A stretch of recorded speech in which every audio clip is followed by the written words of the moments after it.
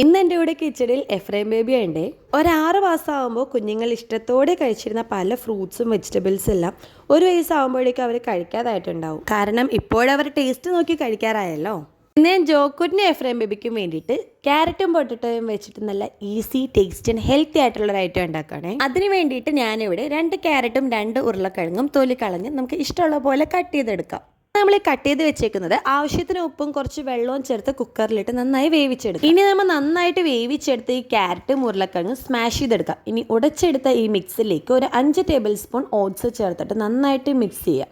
ഇപ്പോൾ ഒരു സോളിഡ് സ്റ്റേറ്റിലേക്ക് നമുക്ക് കിട്ടിയിട്ടുണ്ട്. ഇനി നമുക്കത് ഇഷ്ടമുള്ള ഷേപ്പ് ചെയ്തെടുക്കാം. ജോക്കുട്ടി ഞാനും കൂടി കട്ട്ലേറ്റ് ഷേപ്പാക്കി എടുത്തിട്ടുണ്ട്. അതിന് ചെറിയൊരു ഉരുളയാക്കിയിട്ട് ഒന്ന് പ്രസ് ചെയ്ത് കൊടുത്താൽ മതി കേട്ടോ. ഈ ചൂടെണ്ണയിലിട്ട് തിരിച്ചു മറിച്ചിട്ടൊന്ന് ഫ്രൈ ചെയ്തെടുത്തതിന് നല്ല ഹെൽത്തി സ്നാക്ക് റെഡി.